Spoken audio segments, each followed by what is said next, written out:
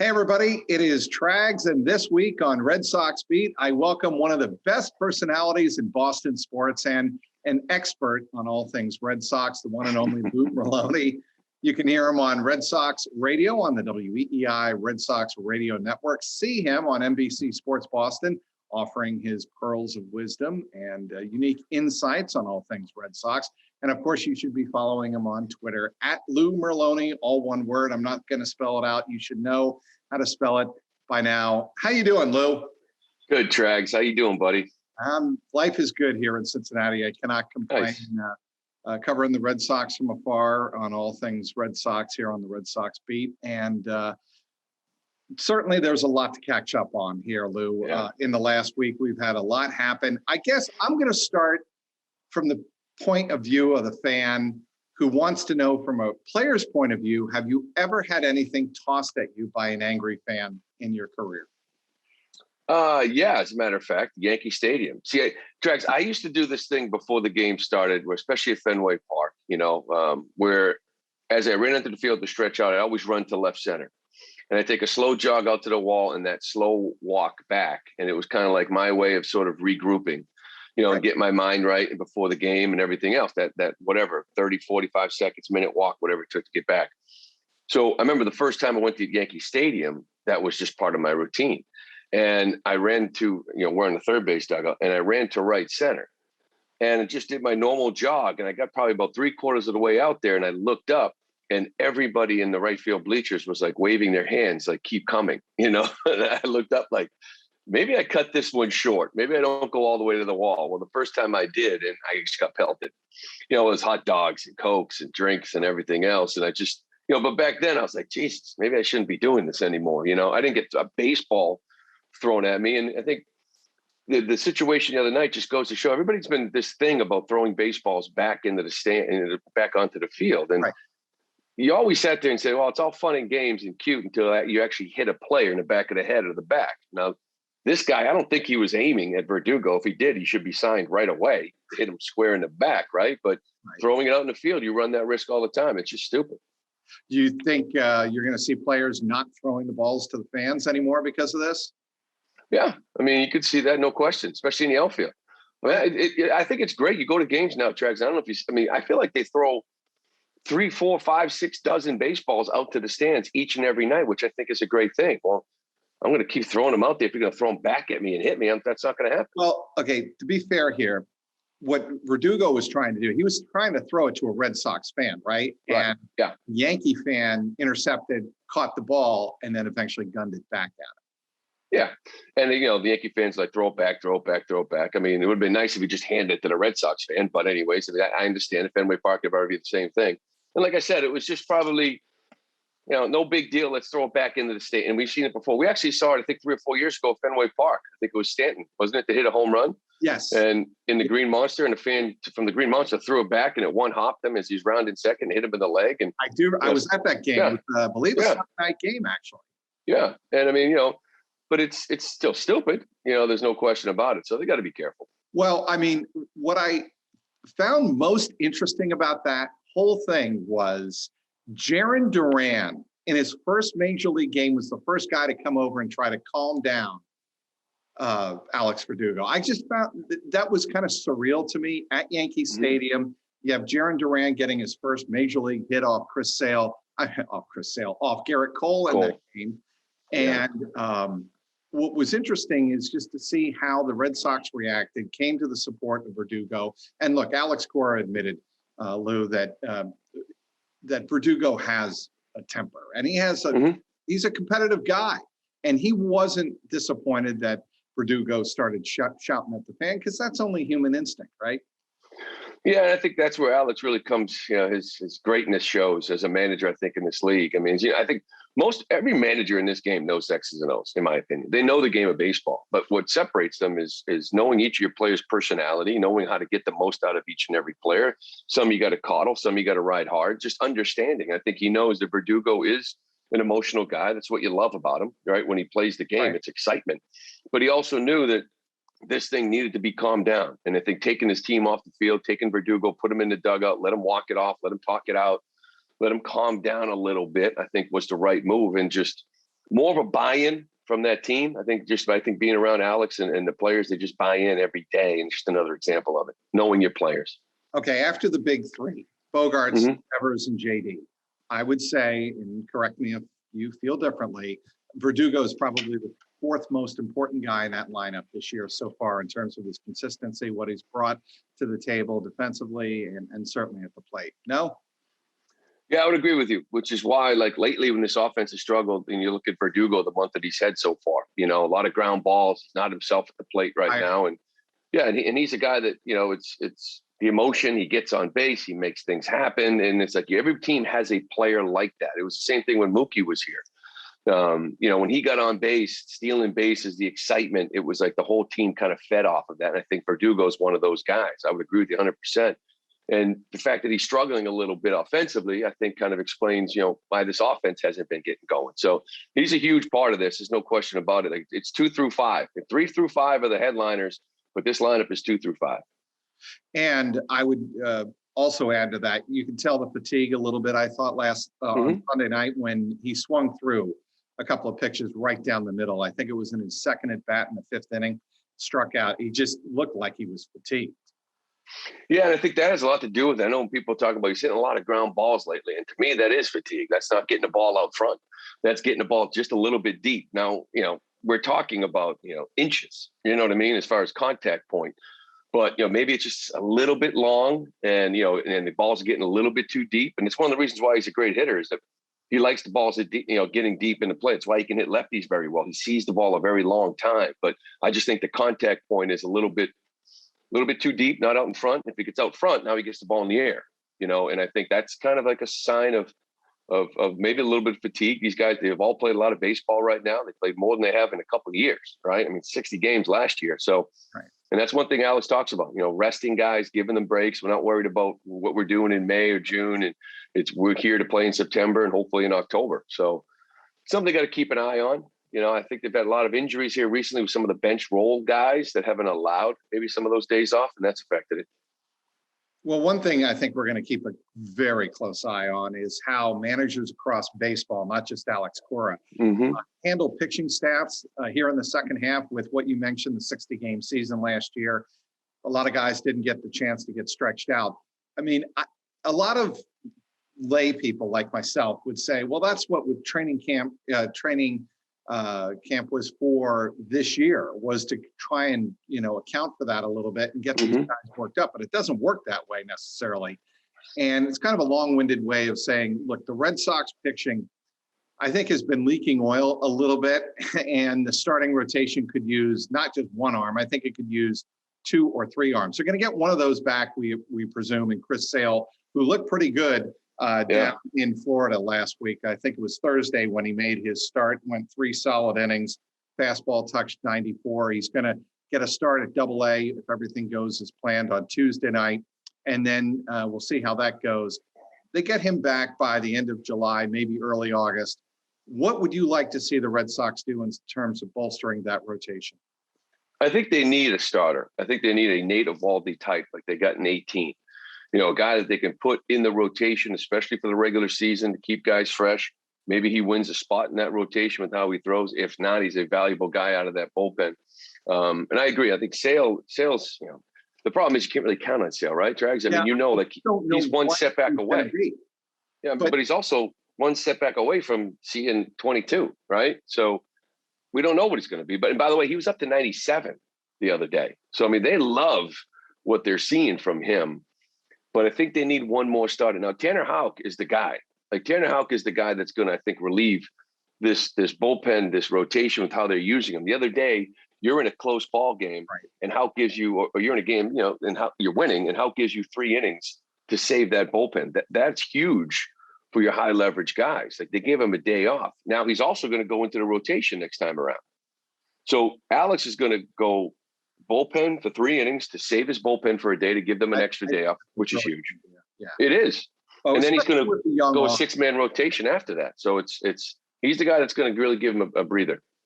Well, and you're talking about a guy with a young arm, and he hasn't been used that much. And I think with a guy like Tanner Houck, why not, instead of I've never understood this, Lou, and maybe you can enlighten me. Why managers don't do this more. In a situation where you need to save your bullpen a little bit more, don't have the guy throw on the side. Have the guy throw 2 or 3 innings out of the bullpen like Tanner Houck did on Friday night. I mean, granted, it lined up just perfectly for Cora to do what he did. But I don't see why more managers don't do that and then have them start, 4 or 5 days later. Well, I think as we saw in 18, you can do that in the postseason, but the difference when these guys throw a bullpen, though, the intensity isn't there. Like they like to call it kind of like a touch and feel, right? They just get up there, they're working their mechanics. And, if a guy's throwing 95 in a regular start, he's up there throwing 88, 90, and he's just working on his mechanics and he's working on pitches and release point and certain things that he wants to improve on. If you take that little touch and feel workout, as they might call it, and now throw him in a big league game, it's max effort all the time. So I think that creates like a sprint, which is what the postseason is, which is what they did in 2018. No more sides. Nobody, right. Yeah, nobody threw a side. Rick Porcello, Evaldi, Price, these guys, they didn't throw sides. They threw in games. But I think during the season, that's tough. That's why you need that sixth arm, which is what Houck is. Like that, people always talk about 6-man rotation. I wouldn't want a 6-man rotation. I would rather have exactly what Houck's doing. Rest my bullpen for a day and then come back 5 days later and give me a start. And then rest my bullpen 3 or 4 days later, and then 5 days later, give me a start. So that's huge. But I still, on top of all that, I still think they need to go out, and get a guy for this rotation because they've been healthy all year, Trax. These guys haven't missed a start. That's not going to keep up. No, you wouldn't expect it to. I mean, there were the 04 Red Sox were probably the most notable exception in baseball history to that. But certainly, and Kurt Schilling reminds us of that all the time. But I think you're right. They probably do have to go out and get another starter. Trade deadline is July 30th this year, not the 31st, July 30th at 4 p.m. Eastern. And I'm just curious. You brought up one name, Danny Duffy of the Kansas City Royals, along with potentially Carlos Santana, right? Santana, yeah. Yeah, as a possible package deal with Franchi going back to the Royals. I don't think that's going to happen. No, we need that. But a guy like Danny Duffy, you do think could help the Red Sox. Max Scherzer is not going to happen. We agree with that? See, I agree. And like Chaim Bloom said that, listen, this one thing about him is he's versatile. He wants to keep everything open. He wants to look at all of his options. And he talked about how he'd be interested in a rental. But a guy like Max Scherzer or a guy like Anthony Rizzo that A-Rod just all night long was talking about going to the Red Sox. I think those price tags for those rentals are a little bit too high. You know what I mean? For those types of guys. Duffy is a rental. I mentioned Carlos Santana because I think that's really the position of need as far as position players go. They need a first baseman. I mean, especially with the Royal last night going down with that hammy. They need a first baseman. But yeah, that type of player. So I could see them getting a guy like that as a rental. But to me, a guy like Scherzer, a guy like Rizzo, I just think that's counterproductive to what Bloom is kind of still doing here. And I know Red Sox fans probably pissed off. It's like, hey, you got a good team, go for it, win it. You grab these guys and win it. But we've been here before. You know what I mean? Win a World Series, go to last place. People doesn't want that anymore. The same people that don't want that anymore want them to build something, want them to kind of go all in and give up whatever it takes to win now. And it's just not, it doesn't fit. So let me play a little conspiracy theory here. Lou. One reason I think you're seeing a lot of these young faces make their debuts this year in the middle of the season is maybe Chaim Bloom and Sam Kennedy and the Red Sox front office and ownership trying to tell the fans, this is what we have in the pipeline. This is why we don't want to trade everybody away. And we want you to see what we have coming up through the system.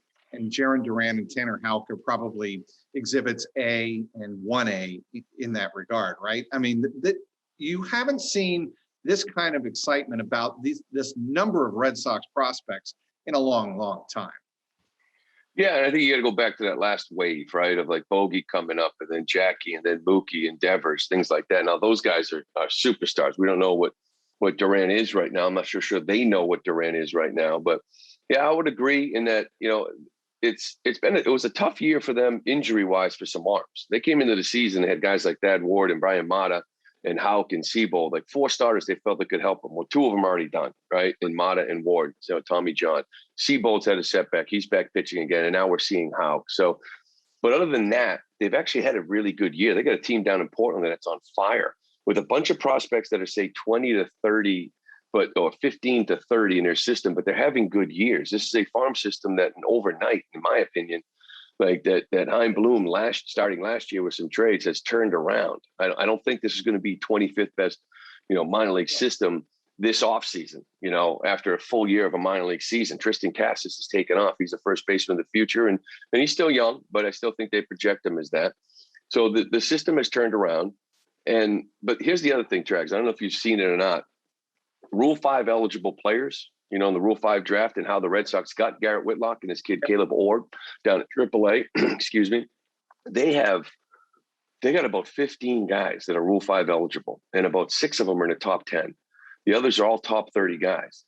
They got a numbers crunch when it comes to that. They can't add everybody to the 40-man in the off season. So this is where I think you could see Hein Bloom make some trades and maybe be a little more aggressive than people might think, because he just can't put everybody in the 40-man, and you don't want to lose these guys in Rule 5. So a guy like Jeter Downs is an example. You expect him to be probably put in the 40-man. Duran he's already up. But there's a ton of guys that they love that are eligible. So you could see some movement there just because the numbers crunch. They don't want to lose guys for nothing like the Yankees did with Garrett Whitlock. Well, speaking of Jeter Downs, I think, and I agree, Barry Larkin made this observation on the Reds broadcast Sunday here in Cincinnati. You can never have enough talented middle and infielders because of their athleticism and their versatility. And that's one reason I think they hold on to a guy like Jeter Downs. No, you would, yeah, I would agree. And the other thing too is he's tied into that Mookie deal.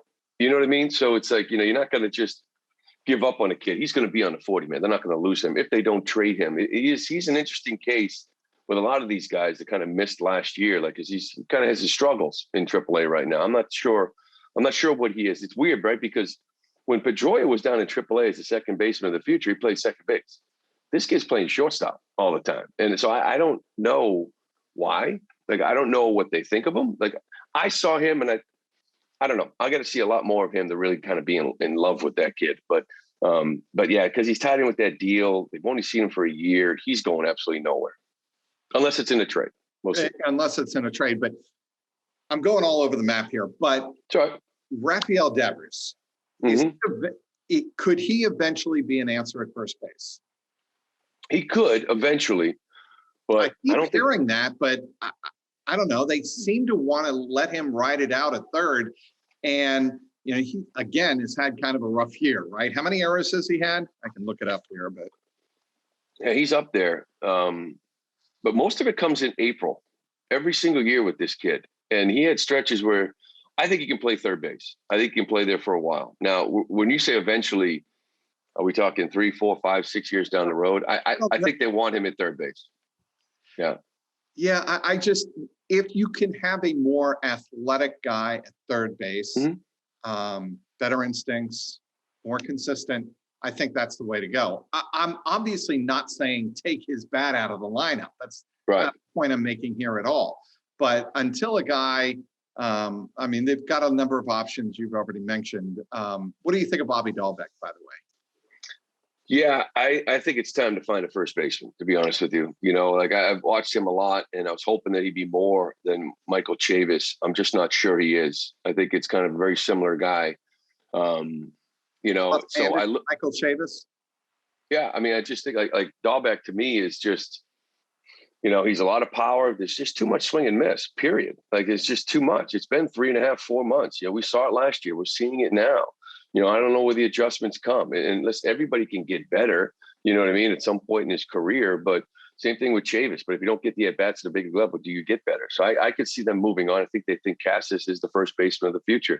And going back to third first, I think they continue to work with Devers. I don't think they're at the point where they feel like he can't play the position. I think he shows some consistency, and then he has lapses. But when you look at the big league landscape, it's like I can find a first baseman, I think, easier than I could find a third baseman. So unless they had, if Cassis, this kid that they have in AA, if he was a third baseman, then yeah, I would say they might make the switch, to Devers over there sooner than later. But they just don't have that type of player in the minor league system to get a guy that would move Devers to first base. Hey, this is comedian J.L. Covan, best known for his impression of Donald Trump. I'm going to be at City Winery in Boston for one night only, July 26th at 8 p.m. Hope to see you there. Lou, how's Mo? Yeah, he's good. Yeah, I got a little dog yesterday. Dogs. I love dogs. How old? Yeah, he's a little over 8 weeks, little Frenchie. We got him yesterday. So like I said, even though that game sucked last night, I still got a new dog. So I had that going for me. But he's cute. He's cute. Cried all night, but we'll get through it. Yeah, just like a little newborn, right? You got to take care of your dogs. I don't know. I have too much going on here. I'm in and out of the house too much to have a dog. Although I've given it great consideration. My 2 daughters are going to be here in the area. My Janie's going to be a senior at Miami of Ohio, and Emma is going to start a freshman here at University of Dayton. Oh, nice. Yeah, thank you. Congrats. Get them to, I'm looking forward to having the 2 daughters in town at least for 1 year. 1 year. Yeah. Carry over. Let's get back to these Red Sox. They're still in great shape. You pointed out on Twitter, they've lost their last 3 series. They've lost 6 of their last 9 games. But the standings, they're in great shape still, 56 and 38. They're a half game ahead of Tampa Bay. How do you read Tampa Bay? Are they a team you see pulling away in the second half, or are they going to just be what they are, a 95 win team, 90 to 95 win team, and the Red Sox will be right there with them? Yeah, I kind of still see them there. Now, if they had Glasnow, we'll see what his deal is. But if they had him, it'd be maybe a different story. I think that team offensively's got a little more punch than maybe we've used to in the past. I always love their pitching. I love their young pitching. That's the thing. They're not going away. I mean, they've got young arms that in the next 3 or 4 years are going to be there with or without Glasnow. So I like that team to be there. I think the team that I'm actually more nervous about in the AL East is Toronto. Yeah. Like, I think they scare me. They scare me more than anybody, and if they can get their pitching, their offense, Springer is kind of back. Vlad Jr. is out of control. So that's a team that worries me probably more than anybody in that division. And I think it's funny because expectations change, right? Beginning of the year, everybody in Boston Trags was saying 79.5 wins was bet online, over under, and you were just sitting there saying, personally, I was like, they're going over. Like I had them at 87 wins, but people had under. People thought they were awful. People, after what we saw the year before, but it's a whole new pitching staff. And now all of a sudden it's turned into they better not choke and they better not blow this. Well, they're a good baseball team. I don't think they're running away with the division. Like people are saying they had a 4.5 game lead a few weeks ago. That's because they won 8 or 9 in a row. They're, I think, 12 and 8 in their last 20. Yeah, they've struggled recently. They're not going to run away with this thing, but they're not going anywhere either. So I still, if they don't win the division, I don't think it's a choke job, but I think they should make the playoffs. I'll say that much. So with Chad Jennings of The Athletic last week on this very podcast, I brought up this comparison, and you will have a even deeper appreciation perhaps than will Chad of this. The 78 Red Sox, that's what this Red Sox team reminds me of. I think the 78 Red Sox had better pitching, certainly a better starting pitching, but that's what comes to mind when I think of this team. And I just don't know if Tampa Bay is like the 78 Yankees or not, if they can catch fire, or if Toronto can come from behind and be like those Baltimore teams of the early and mid 70s. That's what they used to do. We remember the 74 Orioles that I'm showing my age here. I know. I was going to say 78. I was 7 years old, Trags. I don't have that big of a grasp on it. They went 33-8 in their final 41 games, I believe it was, and caught the Red Sox. But that's the kind of team I think we're looking at with the Red Sox here. They can mash, but will their pitching hold? Yeah. And I think that's fair. I think that, again, it is. I try to keep perspective. I thought they were a good team, but I also understand that this is year one of a rebuild, and not just at the big league level, but the minor league level, and where they are and what their future looks like as far as next year goes. Erod, I don't know. He's a free agent. We'll see what they do with him. He's got to start throwing better. He looked good the other night. But you do have Whitlock and Houck could be in the rotation with Sale. Baldy's got another year. There's some other guys in the minor league. So it's still that rebuild. I don't think they're running away with it. Again, I think Toronto could be that team They had a big weekend, and now you got a series with them again. And you got to start winning series, if you're the Red Sox. It was funny because Christian Vasquez said something the other day, I think last night, saying that we need to start acting like a first-place team and be a little cocky about it. No, I don't want that at all. I want the opposite. Like, this team never thought they were a first-place team. This team from day one was like, you think we're awful? We're going to show you how good we are. Like, I want that edge. I don't want this team starting to act like they've accomplished something. They've accomplished nothing. They've played really well so far. But I don't want them to get cocky now. That hasn't been their MO all year long. I don't want that.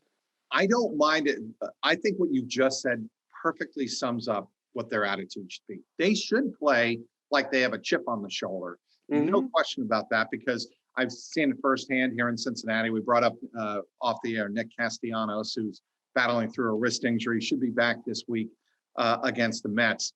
But what he did in the first week of the season set the tone for the rest of the year, standing over the St. Louis Cardinal pitcher, covering home plate on a wild pitch and making the muscle. It set the tone for the team. Yeah. With the Reds here in Cincinnati, nobody expects them or expected them to compete with the Cardinals or the Brewers atop the National, or the Cubs atop the National League Central, and it set a tone. I'm waiting for the Red Sox to kind of have that moment where they set the tone and they say, we're not going to take shit from anybody. We haven't accomplished anything. We're not going to act like, we're the best team, but we're going to play with a chip on our shoulder. It's a fine line. You played the game, Lou, and you've been on teams where they have that attitude and haven't worked for it, haven't deserved it. And you've been on other teams like the 03 Red Sox, who always were the little brother to the Yankees until they beat them, right? Yeah.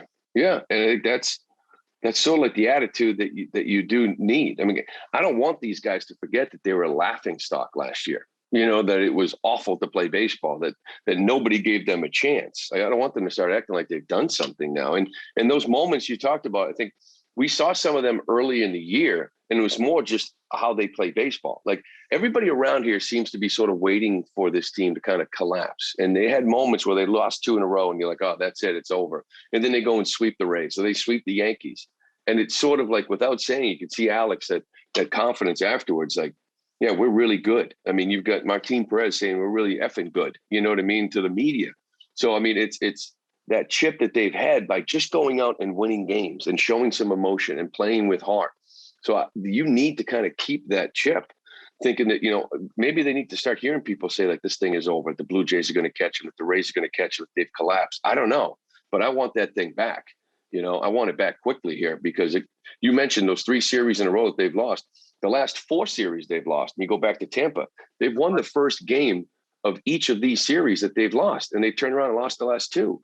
So in a sense, is that, hey, we won the first game, we got this series wrapped up, only to get smoked the next 2 games. So the attitude, I want to get it back to the edge and the nastiness and proving people wrong. Well, I'll tell you one thing, and I'm sure you've looked at the schedule like everybody else. It's 18 or 17 games against the Yankees and Rays coming out of the All-Star break. It's going to tell us a lot. I don't believe the Yankees are a playoff team. I just don't. I mean, despite what A-Rod wanted to say, and your tweet about A-Rod winding himself into a pretzel, trying to explain how the Yankees are going to win. There's no way they win the division. I just not with what's atop of them and what they would have to do. Look, I think Aaron Boone's a terrific baseball guy. I really do. And I think he is a great leader in that clubhouse and in that dugout. But I just don't think they have the arms, and they are in a weird position in New York. Yeah, I'm with you. I don't see it. Here in Boston, Trags, when they made that Mookie trade, people don't want to hear, resetting luxury tax. And then they come into this year, in this offseason, they weren't spending any money. And the Red Sox were getting destroyed for not spending money and going over a luxury tax. But I think, in baseball, you sat there and said, okay, I get it. They don't think they're going to really win and compete for a World Series. So why do it now when you got to extend a guy like Devers and extend a guy like Bogarts, and you're going to go over? But one thing you can say about the Red Sox is that when they have a chance to win a World Series, they've already shown they will spend $235. They will spend $240. They will blow through that luxury tax. What the Yankees did this offseason, to me, was embarrassing. And I look at Booney, like you said, like I get it, he's having a tough year. I look more to Cashman, or maybe even Hal. the owner, not allowing this team to go over a luxury tax threshold with the team that you have and a chance to win the World Series, trading Adam Ottavino, and I know he had a tough time in New York, but trading him to the Red Sox just to stay under the luxury tax, to me, is an embarrassment for that organization. The Yankees, who spend money left and right, have a quality team that everybody thinks can win the American League, and they don't go out and get a number 2 behind Cole. They trade for a broke Taillon, who's throwing the ball well, 2 Tommy Johns, a broke Corey Kluber, who's now hurt again, like Jordan Montgomery. Like, you're sitting there going, really? These are the people you're putting behind Cole? No athleticism, no left-handed bats. It's unheard of. And if I was a Yankee fan, I'd be screaming from the rooftops. You got a chance to win, and you don't want to go over a luxury tax? You to me, that's do not awful. think they're trading Aaron Judge, do you? I don't think they're there. I mean, that to me is a complete rebuild. To me, I look at that team. Still don't know what Gleyber Torres is. And Sanchez, I don't know what these guys are. You move Judge. Who's your guy you're leaning on? I mean, there are those who'd say, they're going to do that and try to do what they did with Chapman. I don't think that's going to happen. No, I don't. And that's the thing too. Like the Red Sox Mookie trade, whatever. Say what you want about it. It was awful. Great player. You never want to lose a player like that. But you could look back and say, oh, we still have Devers, Bogarts, and JD here for a couple more years. If you move Judge, what do the Yankees say? What do they got? It's just a different team without him. Right? Yeah. By the way, I was entertained by what Pete Alonso did at the All-Star game. When everybody and their brother expected Ohtani, and understandably so, to win the home run derby, to watch what Alonso is doing and how compact and how powerful. I can't remember seeing a right-handed bat, maybe back to McGuire, who had that much power and that compact of a swing. It's really amazing to me. Yeah, it is. And a quick hat tip to tip of the hat rather to Dave Joust, because he was my old first base coach with the Red Sox. Just electric. I mean, outstanding batting practice. Threw the ball there every single time. But when you watch home run derby, especially the way they do it now, right, with 2-3 minutes at a time, like I think it's ridiculous. Why don't they just go back to 10 outs? Like they could take a pitch once in a while. These guys are getting worn out. So when you see that, and you see a guy like Ohtani that's got the big leg kick, or you see these other guys that like max effort, and then you watch Alonso, who just stands there, lifts a foot quickly, puts it down, and hits a bomb. Like he can withstand 2.5 minutes of doing that, 3 minutes of doing that. Right. Or other guys like Mancini, God bless him. But I mean, there's a leg kick, there's max effort to get the ball out. So I've always looked at, like home run derbies. I always look at the simple little approach, whether it's a no stride or a short stride, get the foot down quick and then swing it fast. Big leg kicks, those guys get tired. But he was awesome. I loved it. It was entertaining. Dancing. Maybe you shouldn't dance. I don't know about you if you like this dance moves or not, but there's a little bit, I don't know, my kid was I'm not a dancer. Thinking he should have stopped. Yeah, I don't know. But it was entertaining. It was fun. It really was a great night. Yeah, I don't mind the occasional bat flip, but the dancing, no thank you. And one more thing before we wrap up. MLB and what they've done to try to cut down on the spin rates. Your thoughts on that? The spider tack, what Bubba Harkins was doing in Anaheim, like for these guys with the pine tar, melting pine tar with Coke. These are the things that, I think got everyone's attention. I don't believe that it's sunscreen and rosin is an issue. I think if you look back, back in April, Kenny Rosenthal they did some studies and they had a guy throwing 5 pitches with everything clean, sunscreen and rosin, spider tack and pine tar, like mixed with Coke. And the spin rate with sunscreen and rosin did not jump. It didn't jump at all. It was very minimal. Spider tack and the other stuff, huge 400, 500 RPM difference in guys just the same guy throwing a pitch. So I think it's a shame that they get rid of the sunscreen and rosin. They keep saying we need to look for a substance that could help with just the grip. I think they already have it. I think they already know it. I just think they wanted to get rid of everything and start from scratch and then figure out what to do next. So the guys that are abusing that other stuff, I think you saw in that 1 week, dropping 300, 400 RPMs. Guy like Garrett Richards here in Boston doesn't even know how to throw a baseball anymore. And he talked about it. I feel bad for the other kids that are out there in 98 humidity that can't use the sunscreen to just help for a grip, because I don't believe that affects spin rates at high rates. So you can still use the rosin though, right, Lou? I mean, yeah, you can, but that doesn't, I don't know, it helps a little bit, but it's the sunscreen that gets enough tack to just get the grip on the ball. The other stuff is out of control. And it just goes to show you that sometimes you just can't have nice things. You know, I mean, you see people abuse, they abuse it. You know, they're always looking for the edge. But, you know, another thing too, Trags, it's about analytics. It's so overwhelming in this game that now we're signing pitchers based on spin rate and thinking that we can do. So if I'm a pitcher and people are getting signed based on spin rate, what can I do to improve it? All right, buddy, come on over here. Listen, this is what I do. And you start learning and listening to people and start trying it just to survive in the game. So to me, it was very similar to the steroid era, to where guys were using it and they were just like, you know, then they started abusing it, you know, right in front of our eyes with McGuire and Sosa and Bonds. And it was just like, okay, this is getting so bad that now we have to address it. Well, it's been great catching up, Lou. You too, Trags. Good seeing you, pal. I haven't seen you in a while. Yeah, that's why I wanted to have you. You look good, man. Hey, thanks. You look good as usual. Yeah, I'm just trying to put a little product in my hair, keep my hair looking young, because that's all that matters, Lou. I know I'm going off the beaten track here, but all that matters is what people think of you. I hear you. Well, we think very highly of you out here still, Track. So there you go. Lou. I appreciate that very much. Thanks for being on. I want to thank everybody for downloading today's podcast.